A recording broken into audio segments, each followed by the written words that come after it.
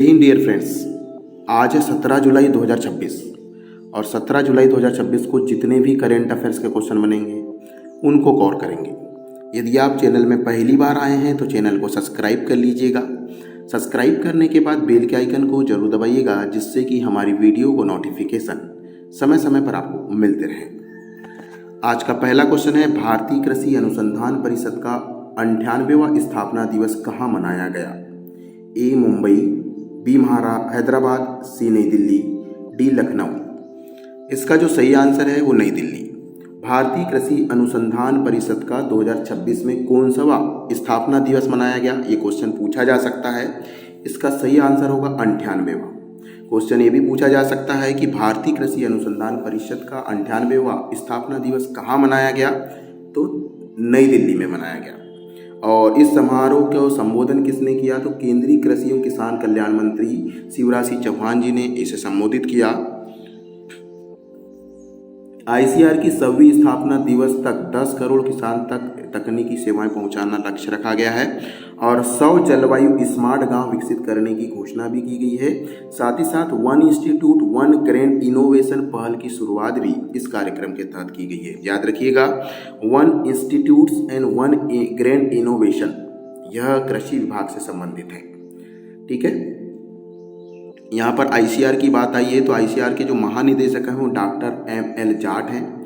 ठीक है, अगर हम अध्यक्ष की बात करें तो आईसीआर के जो अध्यक्ष होते हैं केंद्रीय कृषि मंत्री होते हैं और अभी वर्तमान में शिवराज सिंह चौहान जी हैं केंद्रीय कृषि मंत्री, आईसीआर के अध्यक्ष। और भारतीय कृषि अनुसंधान परिषद को ही आईसीआर कहा जाता है संक्षेप में। इंग्लिश में इसका फुल फॉर्म है Indian council of agriculture research. ICR का मुख्यालय नई दिल्ली में है। स्थापना इसकी 16 जुलाई 1929 को हुई। आगे बढ़ते हैं, देखते हैं अगला क्वेश्चन, महत्वपूर्ण है ये। आषाढ़ी बीज किस समुदाय का नव वर्ष माना जाता है? ए मारवाड़ी समुदाय, बी कच्छी समुदाय, सी सिंधी समुदाय, डी गुजर समुदाय।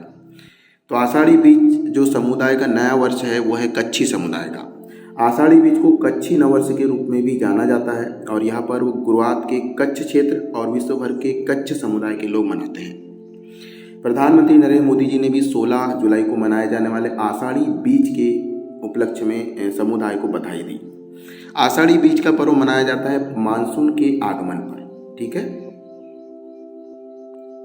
अगला क्वेश्चन है, मेमोरियल 2026 कुश्ती टूर्नामेंट में पुरुषों के फ्री स्टाइल 57 किलोग्राम भार वर्ग का स्वर्ण पदक किस भारतीय पहलवान ने जीता है?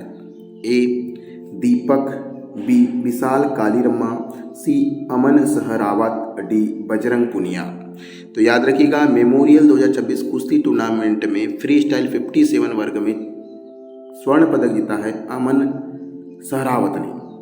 और मेमोरियल 2026 कुश्ती प्रतियोगिता का आयोजन हंगरी में किया गया था। हंगरी देश का एक शहर है बुडापेस्ट, यहाँ पर किया गया था। और यहाँ के एक शामिल दीपक ने 61 किलोग्राम भार वर्ग में कांस्य पदक जीता है। वहीं विशाल काली रमना ने पुरुष के 65 वर्ग किलोग्राम में कांस्य पदक जीता है। और पहले ही दिन भारत ने 1 स्वर्ण 2 कांस्य पदक सहित 3 पदक जीते हैं। यह यूनाइटेड वर्ल्ड रेसलिंग रैंकिंग 2026 का चौथा और अंतिम टूर्नामेंट भी है। अगला क्वेश्चन, कुश्ती की अगर बात करें, ये तो मैंने बता दिया है ना, चलो एक बार देख लेते हैं। बुडापेस्ट रैंकिंग सीरीज में 57 किलोग्राम फ्री स्टाइल का स्वर्ण पदक जीता है अमन सहरवात ने। और एशियाई कुश्ती 2000 चैंपियनशिप और मोहम्मद मांगलो रैंकिंग में सीरीज में स्वर्ण पदक जीता था सुजीत कलमल ने। एक कुश्ती से संबंधित खिलाड़ी हैं। एशियाई कुश्ती चैंपियनशिप 2026 में 70 किलोग्राम वर्ग में स्वर्ण पदक जीता है अभिमन्यु मांडवाल ने। उलान बटोर ओपन 2026 में स्वर्ण पदक जीता है सागर जगलान ने। उलान बटोर में भारत के लिए स्वर्ण पदक जीता है काजल धोचक ने। एशियन बीच गेम्स चीन में जो संपन्न हुआ था, इस कुश्ती में स्वर्ण पदक जीता पुष्पा यादव ने। एशियन गेम्स में कुश्ती में स्वर्ण पदक जीता है प्रिया मलिक ने। और उलान बटोर ओपन 2026 की 125 किलोग्राम फ्री स्टाइल में स्वर्ण पदक जीता है दिनेश धनखड़ ने। और वहीं पर उलान बटोर ओपन 2026 की 61 किलोग्राम फ्री स्टाइल में स्वर्ण पदक जीता है दीपक ने। तो इनके नाम याद रखिएगा और प्रतियोगिताओं के नाम याद रखिएगा कि किस प्रतियोगिता में किसने स्वर्ण पदक जीता है। अगला क्वेश्चन है, मध्य प्रदेश की पहली अंतर्राष्ट्रीय सीधी हवाई सेवा 17 जुलाई 2026 से किस मार्ग पर शुरू की गई है? ए भोपाल दुबई, बी इंदौर और अबू धाबी, सी ग्वालियर शारजाह, डी जबलपुर और दोहा। तो अंतर्राष्ट्रीय सीधी हवाई जो शुभारंभ किया गया है इंदौर अबू धाबी से। अब मध्य प्रदेश की यह पहली अंतर्राष्ट्रीय सीधी उड़ान है जो मध्य प्रदेश से सीधे अबू धाबी पहुंचेगी। उड़ान का शुभारंभ मध्य प्रदेश के मुख्यमंत्री डॉक्टर मोहन यादव जी ने किया और यह सेवा मध्य प्रदेश नागर विमानन नीति 2025 के तहत शुरू की गई है। एयर इंडिया ने सर्वप्रथम उड़ान भरी है। सप्ताह में सोमवार, बुधवार, शुक्रवार, रविवार को संचालित होगी। सीधी उड़ान में इंदौर से अबू धाबी यात्रा लगभग 3 घंटे 15 मिनट में पूरी हो जाएगी। यात्रियों को दिल्ली या मुंबई होकर यात्रा करने में लगभग 7-8 घंटे लगते थे, लेकिन अब 3 घंटे में ही हम अबू धाबी पहुंच जाएंगे। अगला क्वेश्चन, भारत टेक्स्ट 2026 कार्यक्रम का आयोजन कहाँ किया गया है? ए भोपाल, बी मुंबई, सी नई दिल्ली, डी अहमदाबाद। तो भारत टेक्स्ट 2026 का आयोजन नई दिल्ली में किया गया है, भारत मंडप स्थान में किया गया है और इस कार्यक्रम में मध्य प्रदेश के मुख्यमंत्री डॉक्टर मोहन यादव ने भी भाग लिया और यहाँ पर मध्य प्रदेश के पवेलियन में राज्य की औद्योगिक नीतियाँ, कौशल विकास और थार का पीएम मित्र पार्क स्थापित करना बचा हुआ है। देखो, भारत टेक्स्ट 2026 का जो आयोजन था मध्य प्रदेश गवर्नमेंट ने बनाया। कहाँ बनाया? नई दिल्ली में, ये याद रखिएगा। हाल ही में फिक्की फूड वर्ल्ड इंडिया 2026 के 17वें संस्करण को नई दिल्ली में किसने संबोधित किया? ए पीयूष गोयल, बी टीजी भारत, सी चिराग पासवान, डी नितिन गडकरी। तो फूड वर्ल्ड इंडिया 2026 के 17वें संस्करण को दिल्ली में किसने संबोधित किया भैया? तो इसको किया है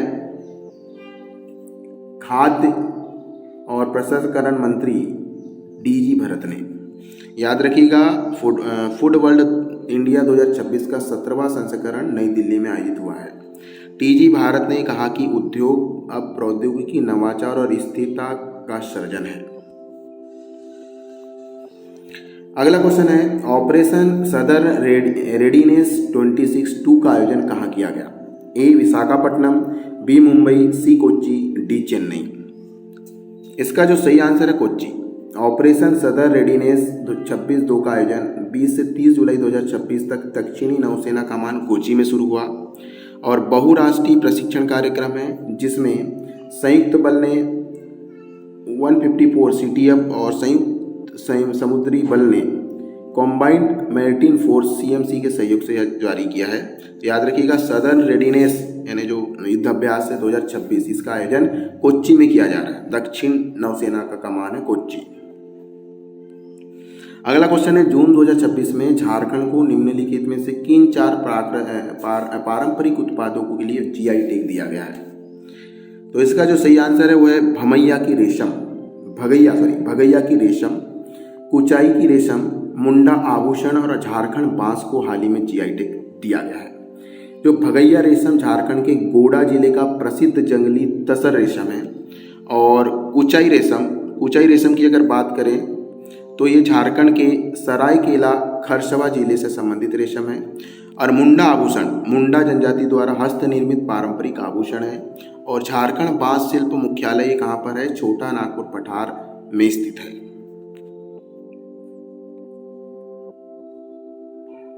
अगला क्वेश्चन है, हाल ही में 16 जुलाई 2026 को 5वें बिम्स्टेक राष्ट्रीय सुरक्षा सलाहकारों की बैठक की मेजबानी कौन सा देश करेगा? ए बांग्लादेश, बी भारत, सी श्रीलंका, डी थाईलैंड। तो इसका जो सही आंसर है वो है भारत 5वें बिम्स्टेक का मेजबानी कर रहा है और बिम्स्टेक का फुल फॉर्म होता है Bay of Bengal institute for multi sectoral technical and economic corporation. BIMSTEC की स्थापना 1997 में बिम्स्टेक EC के रूप में हुई थी, बाद में इसका नाम बिम्स्टेक पड़ा। बिम्स्टेक के 7 सदस्य की बात करें तो भारत, बांग्लादेश, नेपाल, श्रीलंका, म्यांमार और थाईलैंड। 16 जुलाई 2026 को नई दिल्ली में 5वीं बिम्स्टेक बैठक राष्ट्रीय सुरक्षा सलाहकारों की बैठक आयोजित हुई। इस बैठक में नवाचार और आतंकवाद, तस्करी, अंतर्राष्ट्रीय मुद्दों पर चर्चा हुई। भारत ने 2022 में पहली और 21 को दूसरी बिम्स्टेक समूह की बैठक की मेजबानी की थी। वर्तमान में बांग्लादेश बिम्स्टेक का अध्यक्ष बना हुआ है। ठीक है,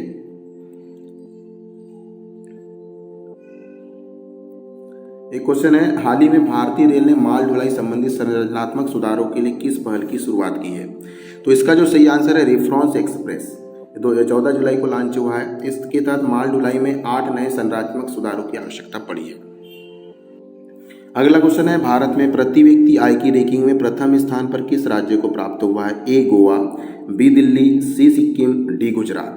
तो प्रति व्यक्ति आय के स्थान में सिक्किम स्थान पर है और इसने 6.46 लाख से 7.84 लाख प्रति व्यक्ति आय है सिक्किम की। सिक्किम की जो राष्ट्रीय आय है सिक्किम की आय है वो राष्ट्रीय आय से लगभग 3 गुनी अधिक है और आयकर अधिनियम 1961 की धारा के तहत आयकर छूट दी गई है।